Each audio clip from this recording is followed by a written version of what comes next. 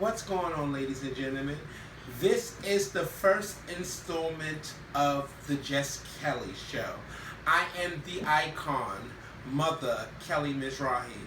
Tonight we'll be sitting down with the legendary icon, Daesja. I've been saying La Perla all week, but she is a 007. We're going to talk to her about that. We're going to talk to her about her life stories, her struggles, her ups and her downs, and where she is today. So can we please welcome Daesja to the show. Daesja, come on in. Oh my God, I can't. She is, so listen, when I tell y'all this lady is just hilarious. She is just so funny. I love my sister, Jal, honey. I love her, Jal. But she is down definitely here with us. Daesja, welcome to the Jess Kelly Show, sister. Yeah, I don't want to do this one. You don't want to... On TV? No, just stop. Hi. Okay. So, Daesja, we're here. Yes. And, you know, we have been sisters for years. You have been through your ups, you have been through your downs and everything. So can you just give everybody just some basis background on, you know, how you was raised and where you came from and everything of that nature? Okay. Hi everybody. Not silly, right? Anyway, no, let's be for real. I was raised by my grandparents. I came from a dysfunctional family. My mother was an addict. I took care of 7 kids because of her addiction. So I was actually mature before my age. I was always the mother. However, my grandmother raised me most of the time.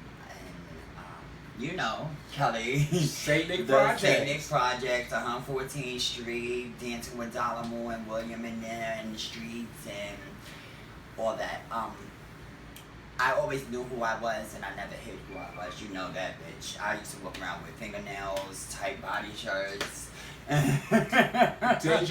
Daesja at that time, if you don't mind me saying Oh, no. At that time, Daesja was David, and she was trying to hit on me in the project. But I know you're gay, so just come out the closet. Now that's a lie. It wasn't like hitting on me like that, trying to have me. I was just trying to get her tea. She was trying to get my tea, and it was very... I don't know what you're talking about. You better get up out of here with that shit. Gay as fuck. Gay as fuck. Sitting, I'm talking about Monique. But yeah, like everybody, you know, life has its ups and downs, trials and tribulations. You know, growing up, being mistreated, being hidden from society or from people about who I was. Well, I never hid it. Everybody knew. Everybody knew I liked men. And I didn't care what type of men. But to be real, let's just get to, you know, the important parts of this is that I came into the scene 1995, November 24th, Thanksgiving Eve was my first clubhouse ball that I walked. And what category was that you wore? Butch Queen Vote. And I won that night, and they asked me to be in all these houses. I met RR, the Father of the House of Africa. You know, I got into the scene. And when I got into the scene, because I was a dancer and I thought I was the only person out there. But also I had this image in my mind about being able to be out in clubs and drink or whatever, because I come from a dysfunctional family. Like I said, my mom was an addict, so, you know, it was always women like to have a glass in your hand or smoke cigarettes, excuse me. And my life had took a really traumatic turn because I was afraid to let my family know who I was, and I was rebellious. They used to call me Punishment Barbie, Rollerblade Barbie, Western Barbie, because I was so small and so dainty. But I was looking for, you know, a type of acceptance and support because I just wanted to be free. So, can I ask you a question? So, being called all these names, how did that make you feel? Like a woman. I'm serious. I didn't mind. I didn't mind that because Danielle Revlon gave me that name.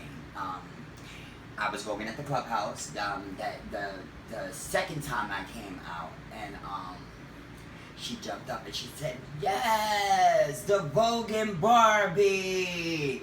So everybody been doing the Barbie thing ever since then, or whatever. It's really small and thin, but I didn't drink then.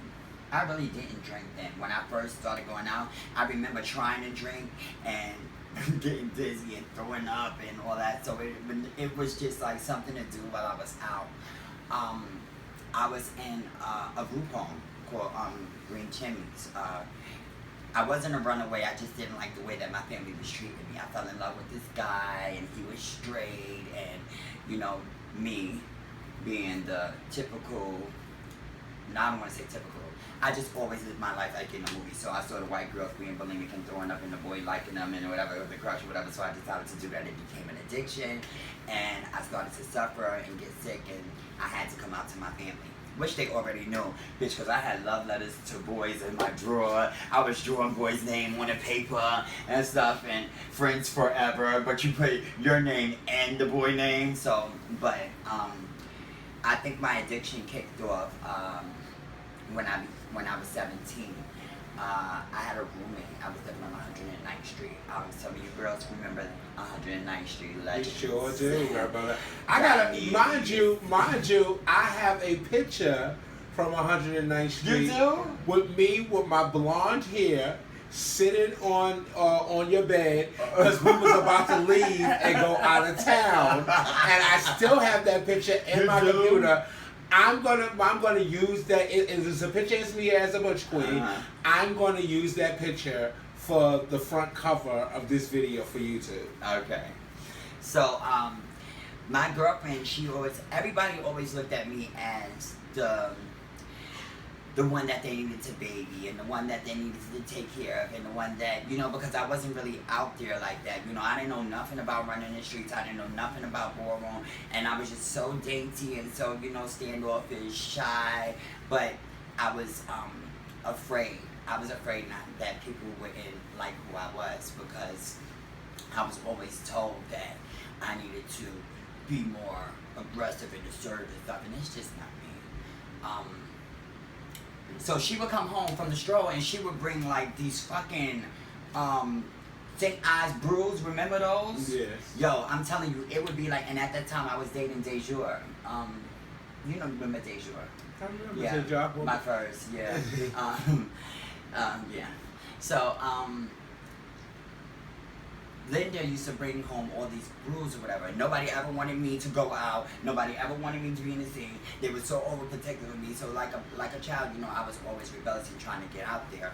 I didn't consider myself like other girls because they did things that I wasn't doing or I wasn't brought up to do. I was raised by a Christian family, however. So I was always like the outcast, and I was the outsider, like, bitch, don't mind her, don't worry, she don't do nothing, she don't do whatever.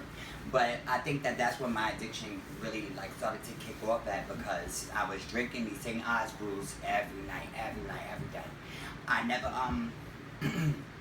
got into pot. It never was my thing. It never did anything for me.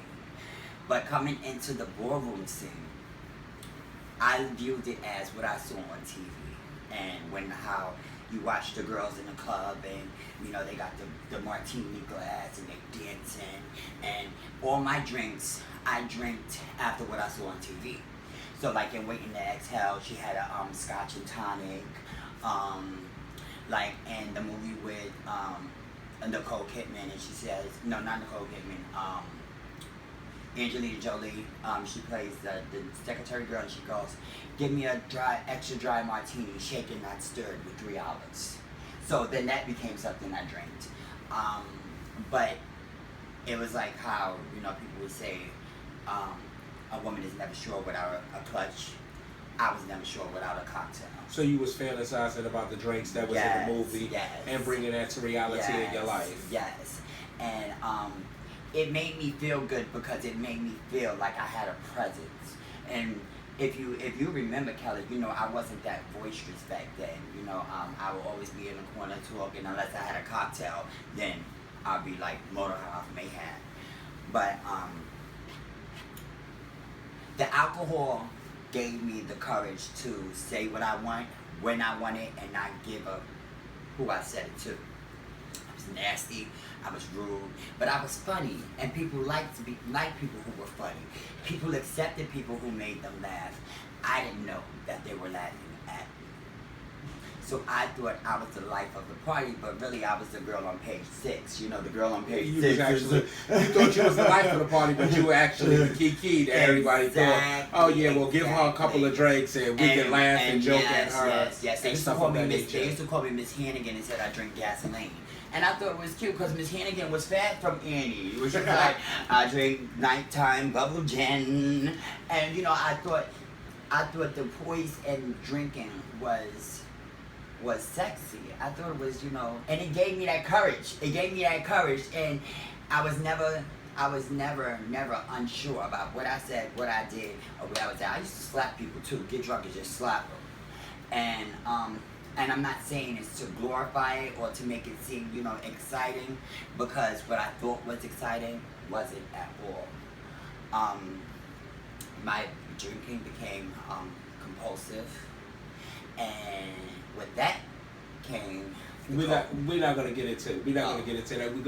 We're gonna do the drinking part, and then we're gonna get more into detail, into more depth of everything else that came after the drinking. So drinking was the first form of addiction that you definitely have. Yes. So you stated that you came into the ballroom scene in 1995. And what was your first house that you was in? My first house that I was in was Chanel.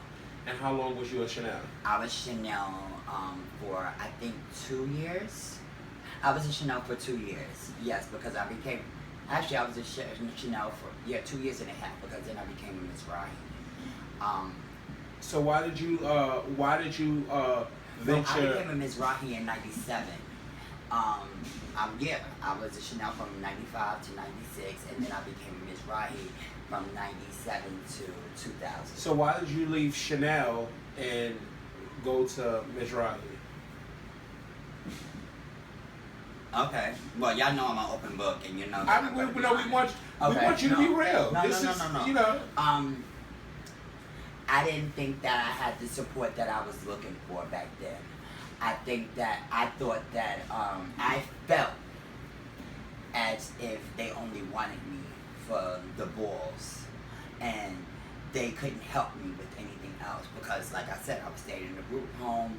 I was a runaway because I didn't want to stay in foster homes or whatever, and they couldn't help me with that part of my life. So basically what you was looking for from the House of Chanel basically is what you was lacking from home. You was looking for a family, and it was not family orientated for you. Right.